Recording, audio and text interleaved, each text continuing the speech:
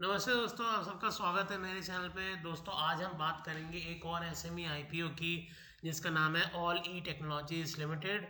दोस्तों मेरा नाम है शशांक रस्तोगी, मैं और एक एनआईएसएम सर्टिफाइड रिसर्च एनालिस्ट हूँ, जो कि सेबी का एक एजुकेशन इनिशिएटिव है। दोस्तों मेरे चैनल का नाम है वैल्यू इन्वेस्टिंग मंत्रा, और इस चैनल को सब्सक्राइब करें जिससे आपको मेरे आने वाले वीडियोज़ के बारे में लेटेस्ट नोटिफिकेशन मिलती रहे। दोस्तों कुछ स्टैंडर्ड डिस्क्लोजर्स। दोस्तों ऑली टेक्नोलॉजीज बेसिकली एक आईटी कंपनी है, तो इसलिए हमें सबसे पहले आईटी सेक्टर के बारे में जानना चाहिए। दोस्तों इंडिया का आईटी सेक्टर, जैसा कि आपको पता ही है कि पूरी दुनिया में लगभग 55% मार्केट शेयर कमांड करता है। लगभग $227 बिलियन की एक इंडस्ट्री हो चुकी है बाय FY22। और इसमें अगर हम सिर्फ इंडियन आईटी की बात करें, जो इंडिया में आईटी का वर्ग होता है, लगभग 101 बिलियन डॉलर का वो हो चुका है। और ऐसी उम्मीद है कि सिर्फ इंडियन आईटी ही लगभग 1 ट्रिलियन डॉलर की इंडस्ट्री हो जाएगी by the end of next 10 years, यानी 2030 तक। दोस्तों बहुत ही प्रॉमिसिंग सेक्टर रहा है। लगभग 50 लाख लोग इस सेक्टर में काम करते हैं। इंडियन जीडीपी का लगभग 8% अभी जो पार्ट है वो इंडियन आईटी इंडस्ट्री से ही आता है। और by the end of the year 2025 10% contribution हो जाएगा इंडियन आईटी इंडस्ट्री का भारत के जीडीपी में। दोस्तों अगर हम ऑल ई टेक्नोलॉजीज लिमिटेड के बारे में बात करें सर, दोस्तों ये कंपनी जो अपने क्लाइंट्स हैं उनका बेसिकली आईटी ट्रांसफॉर्मेशन करवाता है, डिजिटल ट्रांसफॉर्मेशन करवाता है। इनके जो कुछ सर्विसेज हैं वो ये जो ऑफर करते हैं वो है Microsoft dynamics 365, power platform, data and AI powered by Microsoft Azzur and collaboration platforms. तो दोस्तों इनका जो ऑफिस है वो बेसिकली नोएडा में है। इस कंपनी की टोटल जो वर्क स्ट्रेंथ है वो 330 एम्प्लॉयज़ की रही है। कंपनी के पहले ऑफिसेस दूसरी लोकेशंस में भी थे, जैसे कि बैंगलोर, हैदराबाद एट्सेट्रा। मगर कंपनी ने कोविड के टाइम पे वहाँ के ऑफिसेज अपने शट डाउन करके वर्क फ्रॉम होम अलाउ कर दिया था, और इनके जो एम्प्लॉयज़ हैं वो मेजरली अभी भी वर्क फ्रॉम होम मॉड्यूल में ही काम कर रहे हैं। सो कंपनी का फिजिकली फ़िलहाल नोएडा का ऑफिस है, लेकिन कंपनी के जो एम्प्लॉयज़ हैं वो वर्क फ्रॉम होम करके कंपनी को कंट्रीब्यूट कर रहे हैं। कंपनी के पिछले 2 डिकेड्स में करीबन 750 कस्टमर हुए हैं, और कंपनी का जो पोर्टफोलियो है उसका लगभग 45% कंपनी का ओवरसीज से आता है, और लगभग 55% कंपनी के जो ओवरऑल बिजनेस है वो इंडिया से आता है। कंपनी मेजरली माइक्रोसॉफ्ट से पार्टनरशिप में है।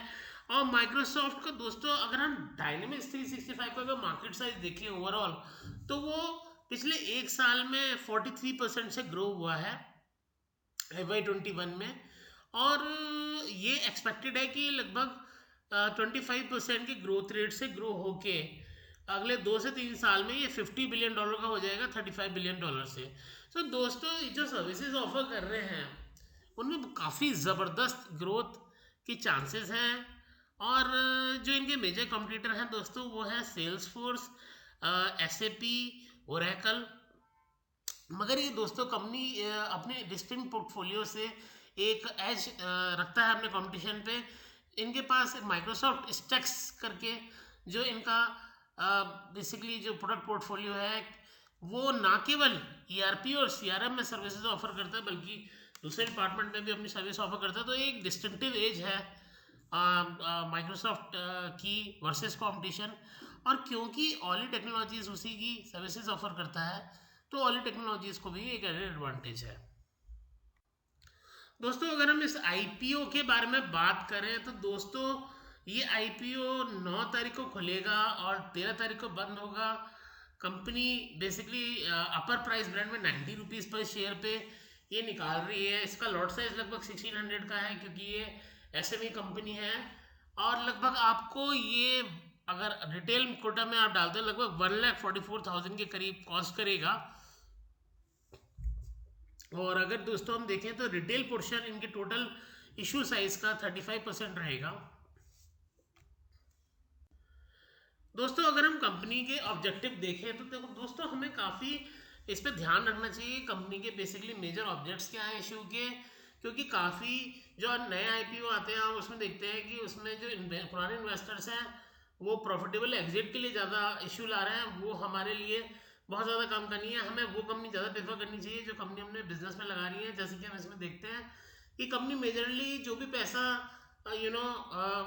जो भी पैसा वो इक्विटी शेयर्स के थ्रू लेगी उसमें मेजरली वो अपने बिजनेस में ही लगा रहे हैं। जैसे कि 25 करोड़ वो अपने बिजनेस एक्सपेंशन में लगा रहे हैं और लगभग 10 करोड़ वो बिजनेस टेक ओवर्स में लगा रहे हैं, जो कि उनके बिजनेस को इनऑर्गेनिकली ग्रो करने में हेल्प करेगा। इसके अलावा जो वो आईपीओ ला रहे हैं उसके खर्चे निकालने के लिए भी वो ये इशू लेके आ रहे हैं, तो थोड़ा पैसा उसमें भी जाएगा। दोस्तों छोटी कंपनियों में मैं बार बार बोलता हूँ कि हमारे को बोर्ड ऑफ डायरेक्टर्स का विशेष रूप से ध्यान रखना चाहिए। उनके एजुकेशन क्वालिफिकेशन, उनका बेसिकली जो टोटल बैकग्राउंड है वो काफ़ी सिग्निफिकेंट रहता है हमारे जानने के लिए, क्योंकि अदरवाइज हमें पता नहीं लग पाएगा कि कंपनी का फ्यूचर ग्रोथ प्लान क्या है। क्योंकि अगर हमें उनके प्रमोटर्स के बारे में ही क्लैरिटी नहीं होगी तो उनके क्या फ्यूचर प्लान्स हैं हम उसके बारे में बहुत ज़्यादा बता नहीं पाएंगे। तो दोस्तों मैं अजय म्यान जी जो इस कंपनी के एमडी हैं वो बेसिकली पीएचडी फिजिक्स हैं, और जो मोस्ट सिग्निफिकेंट चीज़ है कि उन्होंने टीसीएस में भी काम कर रखा है। इसके अलावा उन्होंने एक छोटी आईटी कंपनी में भी काम किया हुआ है। तो उन्हें आईटी सेक्टर, आज से 20 साल पहले की बात है ये, तो उन्होंने आईटी का एक अच्छा एक्सपोजर उनके पास है आईटी इंडस्ट्री का। इसके अलावा उनकी जो मिसेस हैं यानी सुमन मिया जी, वो भी नॉन एग्जीक्यूटिव डायरेक्टर हैं, वो डॉक्टर हैं बाय प्रोफेशन और वो भी कंट्रीब्यूट करती हैं बिजनेस में। इसके अलावा मिस्टर राजीव त्यागी जो इस कंपनी के एग्जीक्यूटिव डायरेक्टर हैं, उनका भी लगभग 25 साल का एक्सपीरियंस आईटी इंडस्ट्री में रहा है। और रितु सूद जी जो कि बेसिकली एक चार्टर्ड अकाउंटेंट रही हैं, उन्होंने भी काफ़ी कंसिडरेबल टाइम दिया है आईटी इंडस्ट्री को। इसके अलावा मिस्टर विनोद सूद और सुनील गोयल जी जो दूसरी इंडस्ट्रीज से आते हैं, मगर उनका भी काफ़ी वाइड एक्सपीरियंस अपने से रिलेटेड फील्ड में रहा है। सो काफ़ी दोस्तों डायनेमिक मैनेजमेंट हमें लगा, काफ़ी एक्सपीरियंस मैनेजमेंट हमें लगा, और काफ़ी समय से ये लोग काम कर रहे हैं। तो ये हमें एक चीज़ अच्छी लगी कि कंपनी का मैनेजमेंट काफ़ी ज़्यादा एजुकेटेड और काफ़ी एक्सपीरियंस्ड है। दोस्तों अगर हम कंपनी के फाइनेंशियल्स को देखें तो दोस्तों एक चीज़ जो हमें नज़र आती है कि कंपनी की जो सेल्स रही हैं वो 54 करोड़ की 2020 से अभी पहुंच गई हैं 70 करोड़ बाई मार्च 22। तो यानी कि कंपनी लगभग 10-15% के हिसाब से कंपनी का रेवेन्यू ग्रो हुआ है। मगर अगर हम कंपनी के प्रॉफिट्स को देखें तो कंपनी के प्रॉफिट्स में काफ़ी सिग्निफिकेंट जंप रही है दोस्तों। लगभग कंपनी के प्रॉफिट्स 3 करोड़ से लगभग 10 करोड़ तक पहुँचे हैं। और दोस्तों अगर हम इस साल की फर्स्ट क्वार्टर की सेल देखें, प्रॉफिट्स देखें, तो उस हिसाब से कंपनी के प्रॉफिट हमें 12 करोड़ तक जाते हुए लग रहे हैं। यानी लगभग 20% की प्रॉफिट की ग्रोथ दोस्तों इस साल भी आ सकती है ऑन अ टेंटेटिव बेसिस। अगर दोस्तों हम ईपीएस ग्रोथ देखें तो लगभग ₹1.5 से ईपीएस भी लगभग ₹7 तक पहुंच गई है। और इस साल हमें ऐसा लगता है कि लगभग फर्स्ट क्वार्टर के हिसाब से जैसे रिजल्ट आए हैं तो लगभग ₹8 के आसपास इस साल की भी इसकी ईपीएस रहनी चाहिए। तो दोस्तों in terms of profitability company हमें अट्रैक्टिव लगी काफ़ी। दोस्तों अगर कंपनी की बुक वैल्यू की बात करें तो लगभग ₹31 की कंपनी की बुक वैल्यू जून 22 के हिसाब से आती है, और कंपनी प्राइस कमांड कर रही है लगभग ₹90 के, यानी 3 टाइम्स प्राइस टू पे कंपनी ऑफर लेके आ रही है। कंपनी की अगर हम बोरोइंग की बात करें दोस्तों, कंसिस्टेंटली कंपनी ने अपनी बोरोइंग कम करी है। वैसे ही कंपनी की बोरोइंग काफ़ी नेग्लिजिबल है, लगभग 4 लाख के आसपास है। कंपनी की नेटवर्थ है लगभग 47 करोड़ रुपए की, तो दोस्तों नेग्लिजिबल ही मानूंगा मैं ऐसे। और दोस्तों एक चीज़ जो सिग्निफिकेंट है वो ये कि इसके टॉप 10 क्लाइंट्स का कॉन्सेंट्रेशन, रेवेन्यू कॉन्सेंट्रेशन भी बहुत ज़्यादा नहीं है, सिर्फ 33% ही है। तो दोस्तों ये चीज़ भी हमें काफ़ी अच्छी लगी। दोस्तों अगर हम कंपनी की कैश फ्लो देखते हैं तो एक चीज़ जो हमें नज़र आती है कि company continuously positive cash flow clock कर रही है। कंपनी 2020 में नेगेटिव कैश फ्लो क्लॉक किया, लेकिन 21, 22 और first quarter of this financial year में भी कंपनी ने पॉजिटिव कैश फ्लो रिकॉर्ड किया है।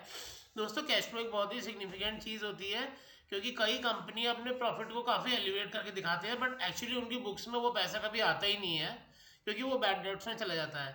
लेकिन ऐसा हम ऑली टेक्नोलॉजीज के केस में नहीं देख रहे हैं। कंपनी के प्रॉफिट इन कंसेंट है विद इट्स कैश फ्लो, जो कि हमें फंडामेंटली काफ़ी स्ट्रॉन्ग बेसिस देता है कि कंपनी के फंडामेंटल स्ट्रॉन्ग है। इसके अलावा कंपनी के अगर हम कैश इन बुक्स की बात करें तो कंपनी का कैश भी कंटिन्यूसली ग्रो कर रहा है। 3 करोड़ से आज फर्स्ट क्वार्टर ऑफ जून 2022 में ये हो चुका है 13 करोड़ 43 लैक्स। सो कंपनी की जो ग्रोथ ट्रेजेक्टरी है काफ़ी हमें अच्छी लग रही है दोस्तों। और अपने फाइनेंशियल एडवाइजर से बात करके अगर आपको लगता है तो आप इस कंपनी में इन्वेस्ट कर सकते हैं। इसी तरीके के एक्साइटिंग वीडियोस के बारे में जानने के लिए मेरे चैनल को सब्सक्राइब करें और बेल बटन को हिट करें, जिससे मेरे आने वाले नए वीडियोस के बारे में आपको रेगुलर अपडेट मिलती रहे। थैंक यू सो मच दोस्तों।